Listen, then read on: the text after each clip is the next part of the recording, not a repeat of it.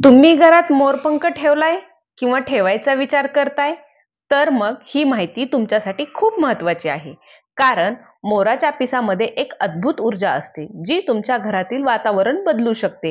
आजच्या व्हिडिओमध्ये आपण मोरपंखाचं घरात असणं धार्मिक आणि वास्तुशास्त्रीय आणि मानसिक दृष्टिकोनातून घरावर काय परिणाम करतं ते पाहणार आहोत. तर त्याआधी आपल्या चॅनलला म्हणजेच आनंदी जीवन या यूट्यूब चॅनलला तुम्ही जर सबस्क्राईब केलं नसेल तर सबस्क्राईब करायला विसरू नका आणि त्यासोबतच बेल आयकॉनचं बटनही दाबा. तर मोरपंख कुठे, कसे आणि कधी ठेवावेत, कोणत्या चुका टाळाव्यात याबाबत एक खास उपाय जो घरात शांती, धन आणि आरोग्य आणण्यास मदत करू शकेल, हे आपण जाणून घेऊया. मोराच्या पिसामध्ये एक अद्भुत अद्भुत आध्यात्मिक ऊर्जा असते, जी आपल्या घरातील वातावरण बदलू शकते. मोरपीस घरात ठेवल्याने आपल्या घरातील नकारात्मक ऊर्जा बाहेर जाऊन घरातील सुख शांती नांदते. घरातील वातावरण अगदी आनंदी आणि सकारात्मक होतं. त्यामुळे अनेक जण घरात मोरपीस ठेवतात. बरं, मोरपीस घरात ठेवण्याचा केवळ हा एक फायदा नाहीये, तर यामुळे अनेक लाभ होतात. दिसायला आकर्षक असणारे हे मोरपीस आपल्या आयुष्यात सुद्धा तितकेच सुंदर आणि आकर्षक असतात. मोरपंख घरात ठेवल्याने घरात आनंदी आणि शांत वातावरण कायम राहतं. रोज घरात सगळ्या कोपऱ्यांमध्ये मोरपीस फिरवलं तर घरातील नकारात्मक ऊर्जा बाहेर जाऊन आपले घर एकदम क्लीन होऊन जाते. थोडक्यात घराची नजर उतरवायला सुद्धा मोरपीस मदत करते. घराच्या किंवा ऑफिसच्या आग्नेय कोपऱ्यात मोरपंख ठेवल्याने समृद्धी आणि यश मिळवण्याची शक्यता असते. तसेच आपल्या पाकिटात किंवा कॅशच्या रजिस्टरमध्ये सुद्धा मोरपीस ठेवू शकता. यामुळे भरभराटी होते आणि पैशाची समस्या उद्भवत नाही, असं सांगितलं जातं. अनेक जण आवड म्हणून सुद्धा पुस्तकामध्ये देखील मोरपीस ठेवतात. त्याचा सुद्धा अभ्यासात यश मिळवण्यासाठी फायदा होत असल्याची मान्यता आहे. तिजोरी किंवा पर्समध्ये मोरपंख ठेवल्याने संपत्तीत वाढ होण्याची शक्यता असते. वास्तुशास्त्रानुसार घरात जर मोरपीस योग्य ठिकाणी ठेवलं तर आपल्या आर्थिक लाभ होऊ शकतो. पण आर्थिक फायदा होण्यासाठी नेमकं मोरपीस कुठे ठेवायचं हा प्रश्न सगळ्यांनाच पडतो. तर तिजोरीत तुम्ही मोरपीस ठेवू शकता. तसेच घरात ज्या ठिकाणी तुमचे पैसे किंवा दागिने आहेत अशा ठिकाणी सुद्धा एक मोरपीस ठेवल्याने आर्थिक बाबतीत आपल्याला लाभ होऊ शकतो. तर जर लहान बाळाची दृष्ट काढायची असेल किंवा आपण मीठ मोहरीने वगैरे तर दृष्ट काढतोच, तर त्याचबरोबर जर लहान बाळाची दृष्ट काढायची असेल तर ती दृष्ट मोरपिसानी म्हणजे मोरपीस जर त्या बाळाच्या अंगावरून फिरवला तर ती दृष्ट ही लवकर निघते.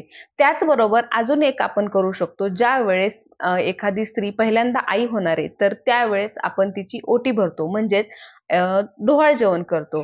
तर त्या आईला काही काही वेळेस असं होतं की नजर लागते किंवा काहीतरी असं वेगळं ऐकायला भेटतं. तर त्याऐवजी तुम्ही हा पण एक उपाय करू शकता की ज्या वेळेस ती आई झुल्यावर बसते तर त्यावेळेस तुम्ही त्या झुल्याच्या पाठीमागे दोन्ही साईडला मोरपीस लावू शकता. 5 जर मोरपीस लावले उभे तर उत्तमच, पण तुम्हाला नाहीच शक्य झालं तर 1 हात 2 मोरपीस तुम्ही लावू शकता. त्या आईला बिलकुल नजर होत नाही. बऱ्याच वेळेस असं होतं की ती आई म्हणजे आधीच थोडीशी वीक झालेली असते किंवा ते काही वेळेस त्रास होतो, तर त्यामुळे मग थकून जाते, गळून गेल्यासारखे होते आणि थोडासा मेकअप वगैरे यांनी तर अधिकच ते बाळाच्या तेजामुळे अधिकच सुंदर दिसते.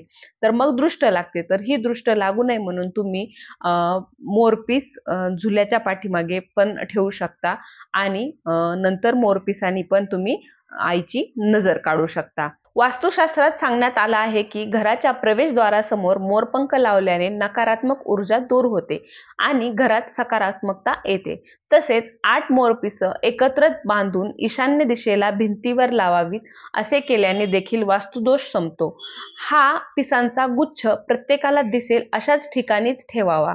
यामुळे घरातील सकारात्मकता राहते.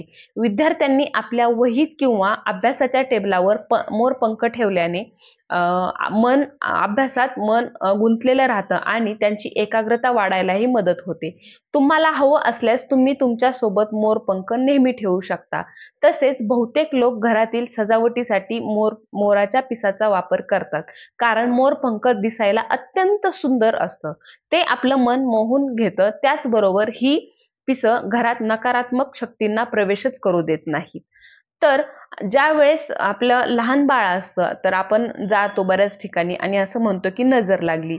तर त्यावेळेस पण आपण पर्समध्ये जर मोरपीस ठेवलं सोबत कायम सतत, तर बाळाला कधीच नजर लागत नाही आणि बाळ किरकिर करत नाही. हे पण असं पण सांगितलं जातं.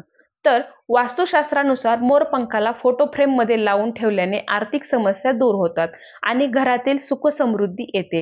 जर तुम्ही तुमच्या बेडरूमच्या पूर्वेकडील भिंतीवर मोरपीस लावली तर घरात भांडण होत नाही. तसेच घराच्या बेडरूममध्येही मोराची पिसं ठेवल्याने वैवाहिक जीवनात शांतता राहते आणि नवरा बायकोंमध्ये भांडण होत नाही. ते नवरा बायकोंमधील वातावरण हे आहे ते आनंदी राहतं. आणि जर तुमचे नेहमीच भांडण होत असेल लग्नानंतर, तर तुम्ही बेडरूममध्येही मोरपीस लावू शकता. तर पती पत्नींमधील प्रेम वाढतं अशी मान्यता आहे. मात्र सर्वात महत्त्वाचे म्हणजे मोराची पिसे मिळवण्यासाठी आपल्याकडून मोराला कोणत्याही प्रकारचा त्रास होणार नाही याची काळजी घ्यायला हवी. मोराच्या अंगावरून जी पिसं आपोआप खाली पडलेली असतात तीच पिसं वापरावीत.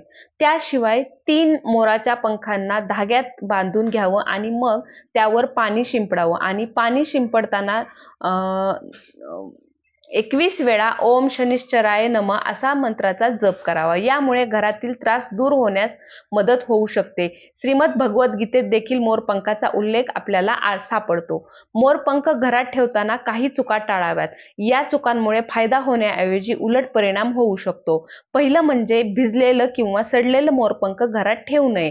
मोरपंख जमिनीवर किंवा बाथरूमच्या शेजारी ठेवणं टाळावं. मोरपंखाला फ्रेममध्ये ठेवताना त्यात गूढ चित्र किंवा वाईट रंग असलेले डिझाईन नसावे आणि शेवटचं म्हणजे मोरपंखावर कधीही धूळ बसू देऊ नये. दर आठवड्याला हलक्या हाताने ते स्वच्छ करावीत.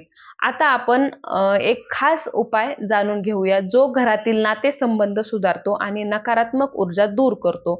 कोणत्याही एका शुक्रवारी रात्री 9 नंतर 5 मोरपंख एका लाल कपड्यात गुंडाळावेत. त्यावर 5 साबूत हळदीच्या गाठी ठेवाव्यात आणि ते देवघरात ठेवून ओम नमो भगवते वासुदेवाय नमः हा मंत्र 11 वेळा म्हणावा आणि पुढचे 21 दिवस त्याला हलवू नये.